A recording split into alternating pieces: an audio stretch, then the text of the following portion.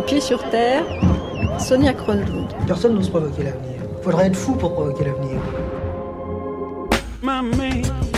Ce sont des liens de fer, des liens indissolubles, un serment devant Dieu. Alors comment les rompre, comment s'en défaire, revenir sur sa promesse solennelle? Chez les catholiques, c'est bien simple, le divorce n'existe pas. La seule chose qu'on peut faire, c'est prouver que le mariage n'a pas vraiment eu lieu et le rendre nul.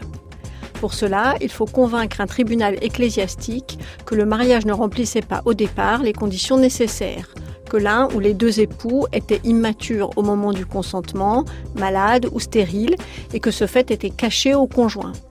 On peut aussi prouver la non-intention initiale d'assumer les obligations du mariage, comme fonder une famille ou éduquer ses enfants dans la foi chrétienne.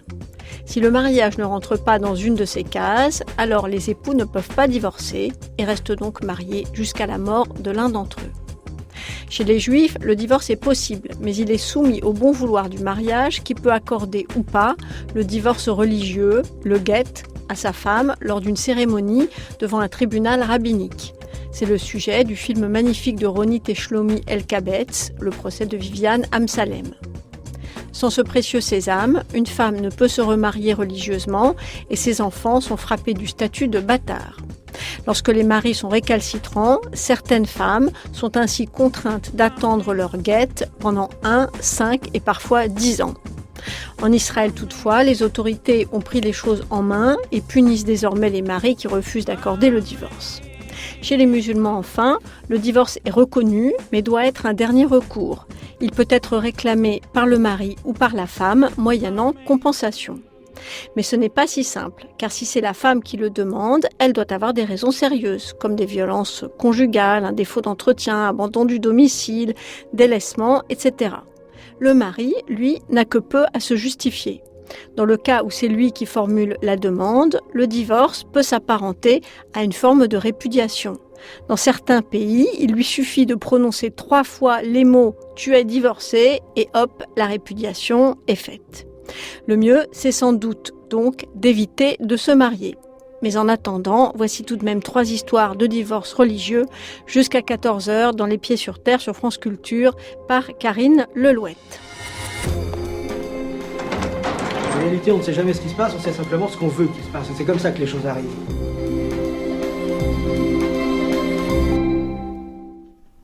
Je m'appelle Yehudit, j'ai 36 ans, je suis juive. Donc comment vous avez rencontré votre mari ? Alors au début, c'était une rencontre avec des amis et avec le temps, on a fait connaissance. Alors on s'est mariés religieusement en Israël en 2002 et on ne s'est pas mariés civilement en France parce qu'il n'a jamais voulu. Mais ça ne m'a pas dérangée. Pour moi, ce qui comptait, c'était le mariage religieux. Le vécu avec lui, c'était, il y avait des hauts et des bas. C'est-à-dire qu'à un moment donné, il pouvait être très gentil et à un autre moment, montrer un autre visage.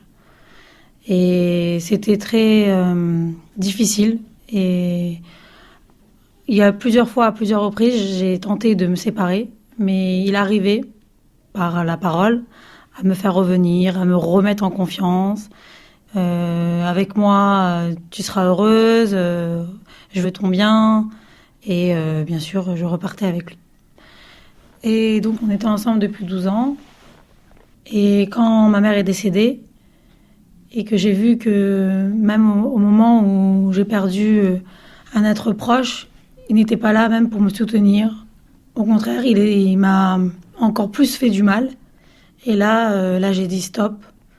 Et j'ai pris mon courage à 2 mains. Et j'ai appelé mon père pour lui dire « Papa, je veux divorcer. Soit tu m'aides, soit je me débrouille seule. Mais j'ai décidé de divorcer et je ne changerai pas d'avis. »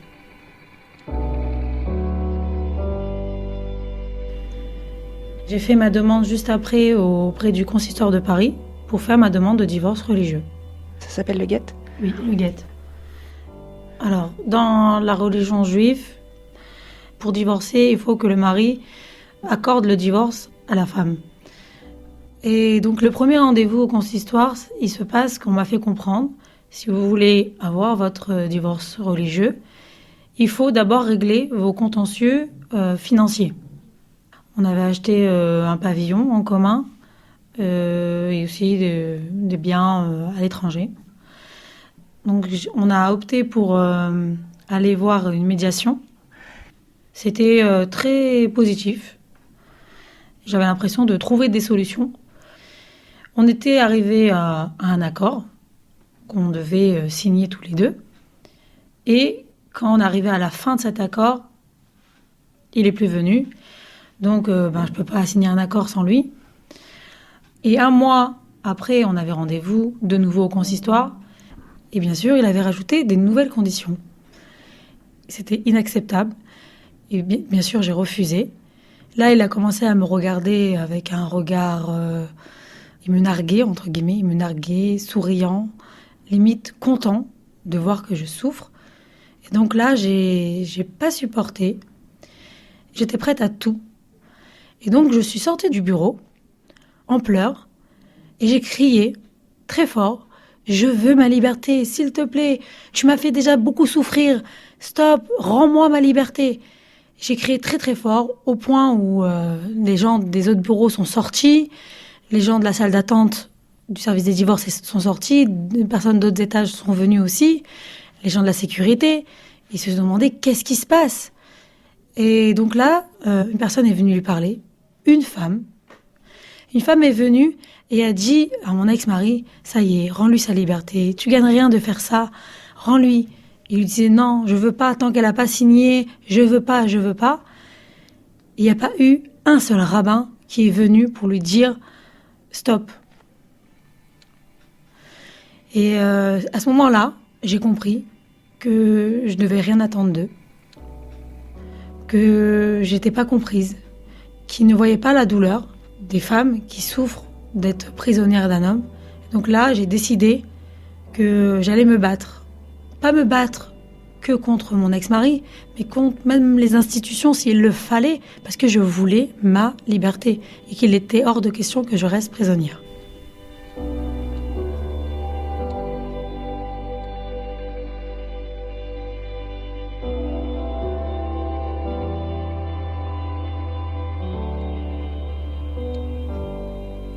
J'avais une amie qui m'a dit tu sais quoi, fais une pétition pour voir est-ce que les gens de la communauté sont d'accord avec toi ou est-ce qu'ils trouvent ça pas normal. Donc un soir, j'ai décidé de passer le cap et d'ouvrir ma page Facebook en marquant Soutenez Yehudit pour obtenir mon guet. J'ai eu tout de suite à peu près 2000 signatures et les gens me soutenaient. Le consistoire est au courant de cette pétition. J'ai un rabbin du consistoire qui a pris contact avec moi pour rouvrir mon dossier. Et donc là, j'ai demandé à avoir un din Torah, c'est-à-dire un jugement selon la Torah. On a été reçus, il y a 3 rabbins qui sont là. Et donc là, les rabbins lui ont dit « Bon, pourquoi tu veux pas lui donner sa liberté ?» Il lui dit « Bon si elle vend tel truc, je lui donne sa liberté. » Je lui ai dit, tu es sûr ? Oui, tu le vends et là, je te donne ta liberté. Donc là, ce qu'ils ont fait, c'est qu'ils ont écrit. Petit 1, il donne le guet. Petit 2, elle met en vente tel bien. Donc ils ont dit, on se revoit dans une semaine. Une semaine après, je suis venue pour la remise du guet. J'ai attendu, il n'était pas là. J'ai demandé au rabbin qu'il l'appelle. J'ai dit, peut-être il est en retard, peut-être il a un empêchement. Et il a commencé à dire « Non, j'ai annulé parce que t'as pas fait ce que j'ai demandé. » Grosse déception. Ce jour-là, j'ai pleuré parce que j'étais sûre ce jour-là que j'allais avoir mon guet. Vu qu'il n'y avait plus de solution, j'ai pris contact avec Cathy Bissor, qui est avocate rabbinique en Israël. Et là, elle a ouvert un dossier au tribunal rabbinique en Israël. Parce que c'est interdit de bloquer le guet en Israël, c'est ça ? Oui, c'est interdit par la loi. Et donc là, les rabbins, ils l'ont convoqué depuis l'étranger. Lui, il m'envoyait des messages, « N'y va pas, ça sert à rien, tu perds ton temps. » Il faisait tout pour me décourager. Je m'y suis rendue. Bien sûr, il n'était pas là. Il avait pris un avocat pour se défendre. Donc il y a eu une négociation pendant un bon moment, plusieurs mois, très dur. Mais à un moment donné, mon avocate a réussi à me convaincre qu'il fallait que je fasse certaines concessions, chose que j'ai fait. qui sont restés confidentiels, et qui le resteront, parce que je voulais vraiment ma liberté. Donc là, j'ai accepté et on a fait les démarches pour concrétiser cet accord. C'était pas facile parce qu'il y avait des papiers dans certaines langues qu'il fallait faire traduire. Il fallait faire des papiers au consulat d'Israël en France. Et il y a eu beaucoup de barrières, mais j'étais déterminée.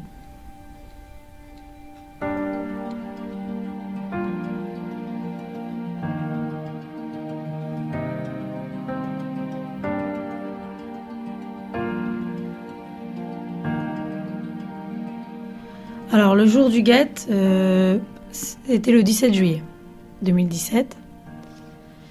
Et c'était le matin. Donc, il était présent, j'étais là. On essayait de pas trop se parler. Ce jour-là, il était même encore en train de négocier d'autres choses qu'il avait oublié de négocier. Ça m'a fait rire un peu, parce que j'ai dit jusqu'au bout, jusqu'au bout, il a essayé de monnayer, voilà, de monnayer. Donc on rentre dans une salle, on nous donne des textes à lire. Et moi, toute la cérémonie, j'écoutais, je me laissais faire, je me laissais guider. Je voulais pas faire le faux pas qui aurait fait que j'aurais pas pu avoir mon guet. Donc je laissais faire les choses, j'étais très calme. J'étais ni triste, ni heureuse. J'essayais de rien faire ressortir de mon visage. J'avais les yeux baissés par terre. Je ne le regardais pas parce que je voulais pas être déstabilisée par son regard. Je voulais pas qu'il voie dans mon regard, ne serait-ce une émotion que j'aurais pu laisser sortir de mon visage. Je voulais qu'il ne voie rien. Donc j'étais figée. Il y a un moment donné où il y a le parchemin, on doit le mettre en dessous du bras, on doit aller marcher à une porte et revenir. Et il y a la phrase où le mari dit, c'est important parce que c'est lui qui doit dire, tu seras permise à tout homme. Et cette phrase-là, s'il ne la dit pas, je ne suis pas divorcée. Et donc quand on arrive à cette dernière phrase, je me dis, est-ce qu'il va arriver à le dire ? À ce moment-là, je priais. Je ne vais pas le cacher, je priais très fort pour qu'il le dise. Et il l'a dit. Il a réussi.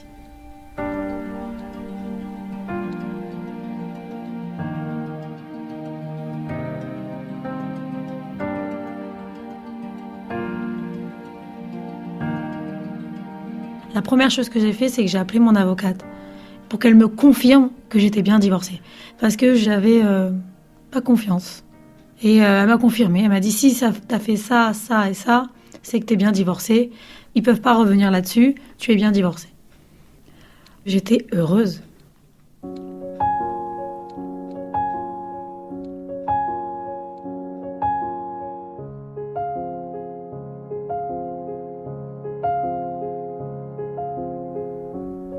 Je m'appelle Marie-Cécile, je suis catholique pratiquante. J'ai fait toutes mes études dans des institutions catholiques. Mes parents étaient catholiques fervents pratiquants. Et donc en 81, j'étais cheftaine chez les guides de France. Et dans la maîtrise des scouts et guides de France, eh bien, j'ai rencontré Pascal. Alors j'avais 21 ans et Pascal avait 20 ans. Donc voilà, on s'est mariés en avril 84 et très vite est venu un premier garçon et nous avons eu en tout 4 garçons et que nous avons éduqués dans la foi catholique. Donc ça se passait plutôt bien. Et puis ensuite en 2008 nous avons déménagé et moi je me suis éloignée de mon travail. Donc du coup, je me retrouvais avec 1 heure de trajet quand cela se passait bien, parce que nous étions en région parisienne. Et puis, ma maman était très malade et le dimanche après-midi, je partais pour m'occuper de mes parents à 150 km de là. Et je revenais que le mardi soir, finalement, au domicile. Et dans le même temps, je m'étais inscrite en licence, ce qui faisait que je partais à Lille 1 semaine par mois. Voilà. Et je pense que là, il y a eu les ingrédients pour que le couple finalement se délite un peu, Mais moi, j'ai pas vu venir les choses, en fait. J'étais dans mon activité, peut-être une hyperactivité aussi. Le week-end, j'étais fatiguée. Le soir, je rentrais, j'étais fatiguée. Donc, très peu disponible. Du coup, j'invitais très peu et on sortait très peu. Et c'est vrai que mon mari m'avait fait cette remarque-là, que ça lui manquait.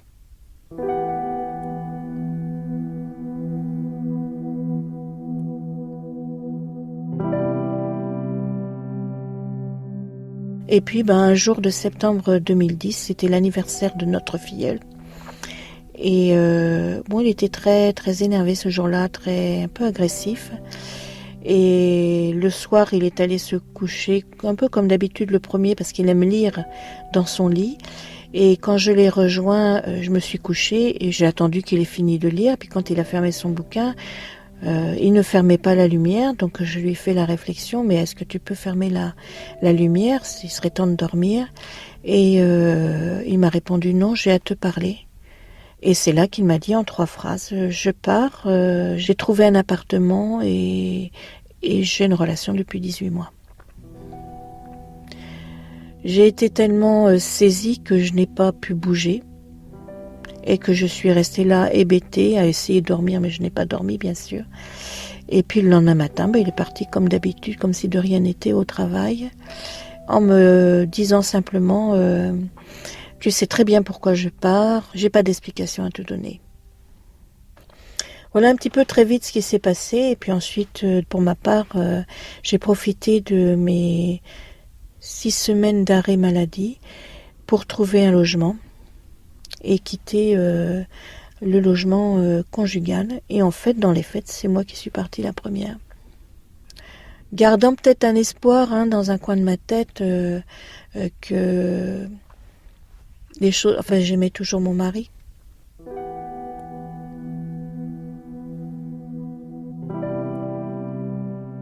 Donc le divorce finalement, il a été conclu en 2016. Quand le divorce civil a été prononcé, il vous restait une étape? Le divorce religieux, de toute façon, je savais que le mariage religieux est indissoluble. En 2012, j'avais eu le besoin d'aller faire une session à Paray-le-Monial. Donc c'est une session qui réunit des personnes qui veulent se faire un point sur leur vie. C'est 5 jours pendant lesquels il y a des temps de prière, il y a des temps de partage.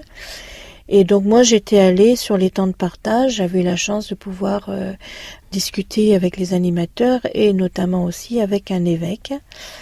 Et qui m'avait dit, écoutez, il n'y a pas de solution, la dissolution du mariage, elle peut se faire, mais il faut que vous en fassiez la demande.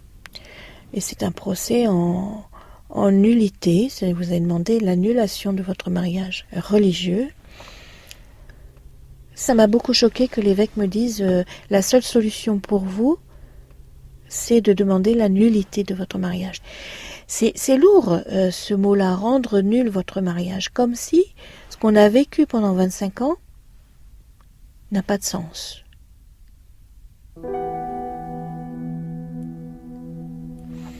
Alors après, la deuxième solution qu'on m'a présentée, et c'est là où il y a une grande hypocrisie, si par malheur il arrivait quelque chose à votre ex-mari et que vous étiez veuve, vous pourriez vous remarier. Il n'y a pas de divorce religieux chez les catholiques. Et donc, j'ai eu la chance de rencontrer Daniel, avec lequel je me suis mariée en septembre cette année. Mais on s'est mariés civilement. Et c'est vrai que quand on y réfléchit, c'est quand même un peu compliqué de vivre avec dans sa tête cette certitude que on est toujours relié religieusement à son ex-mari et qu'on est marié avec son nouveau mari. Je suis toujours mariée religieusement à Pascal jusqu'à ma mort et la sienne.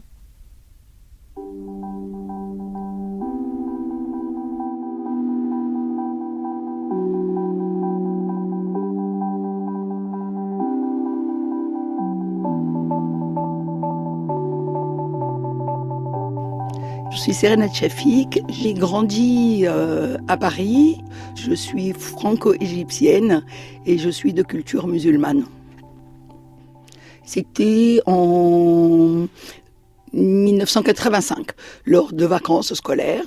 J'ai rencontré un homme en Égypte avec qui je me suis mariée. Et donc, je m'installe pendant 7 ans en Égypte. Et ça se passe mal. Et il y a d'abord des violences psychologiques. Et j'accouche de ma fille. Au 4e jour, je suis à la maison et je reçois une gifle qui me met par terre. Moi, j'avais juré depuis petite qu'aucun homme ne lèvera la main sur moi.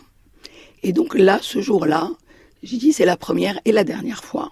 Voilà. Et j'ai demandé la répudiation parce que le divorce n'existe pas en Égypte. Et il a refusé. Seul l'homme a l'autorité de pouvoir répudier la femme, donc de pouvoir la libérer, au fait.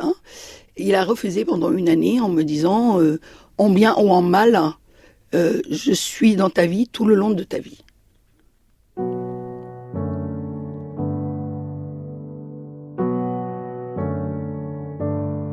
Donc c'était le premier choc en Égypte. D'abord, je viens d'une famille éclairée de militants de gauche. Lui-même, il était de gauche. Et je croyais que le code de famille s'appliquait sur les autres, pas sur moi. Que notre condition intellectuelle, du moins, m'épargnait ce genre de discrimination et violence. Parce qu'être enchaîné à quelqu'un contre son gré, c'est une grande violence. Pendant 1 an, j'ai retrouvé un travail, puisqu'il ne m'interdisait pas, mais il m'empêchait de travailler. Par exemple, je mettais la petite à la crèche, je terminais à 18h, lui il terminait à 15h, il n'allait pas la prendre à la crèche. Enfin, tout était fait pour que je reste à la maison. Donc j'ai retrouvé un travail parce que c'est l'indépendance qui est importante, financière. Et j'ai commencé à reconstruire ma vie, mais avec toujours ce boulet, c'est une chaîne qui me reliait à lui. Donc comment vous l'avez obtenue, cette répudiation finalement ? Alors, je l'ai obtenue par stratagème, parce que on est obligé, quand on n'a pas de droit, d'avoir des stratégies de contournement. Donc, moi, je suis en Égypte, j'ai vécu avant à Paris, et donc, pour une partie des gens, j'étais considérée comme une dévergondée, une femme trop libre.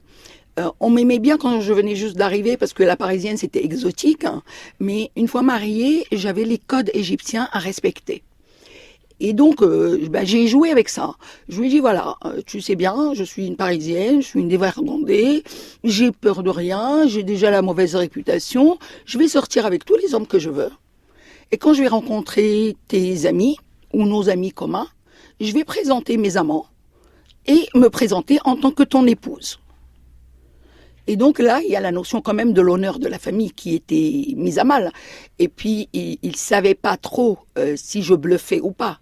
Donc la question de l'honneur l'a emporté, j'ai obtenu ma répudiation, mais je l'ai payée très cher, de 90 jusqu'à 2008. Alors la répudiation, il y a 3 répudiations possibles. Celle que moi j'ai eue, c'est, je lui dis d'accord, on va se séparer, tu vas me répudier, mais je le dégage de toutes ses responsabilités. Ça veut dire que j'abandonne mes biens matrimoniaux, mais pas la garde, ni les droits de mon enfant. Ça, dans la loi, c'est pas possible. Donc, je n'ai rien eu, je suis partie. Voilà.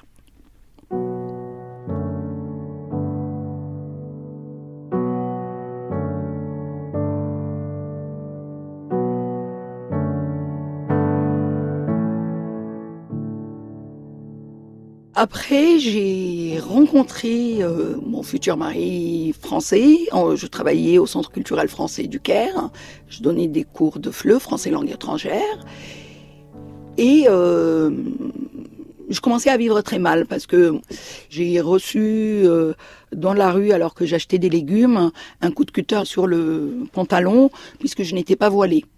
Mon fils revenait de l'école en me disant « Maman, pourquoi tu portes des manches courtes, il faut cacher les bras ?»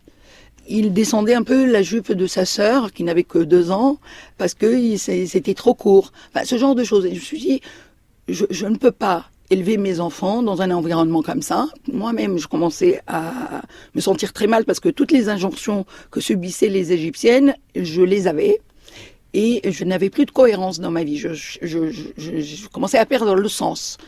Et pour retrouver le sens, j'ai décidé de partir. Donc j'ai fait un faux passeport puisque il avait refusé de faire le passeport pour ma fille et les femmes n'ont aucune autorité sur leurs enfants. Il l'a su. Et donc je suis arrivée 24 heures après à Paris, sans ma fille, chez ma mère. Je faisais 39 kilos pour 1m64, tellement ça m'avait anéanti, ça détruit.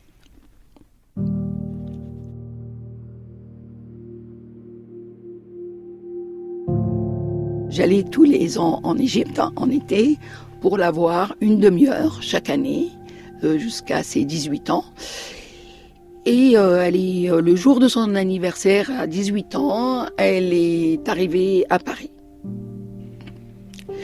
Aujourd'hui, elle a 27 ans. Et elle vit avec moi aujourd'hui. Nous sommes retournés ensemble, place Tahrir, puisqu'on a mené la révolution ensemble. Qu'un mari, un ex-mari, veuille se venger, ça peut arriver.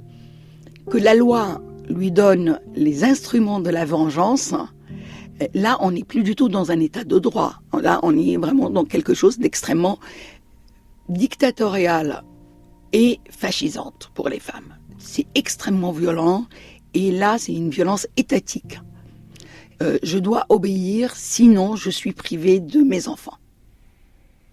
Ça fait des femmes fantômes qui ne vivent plus, qui survivent.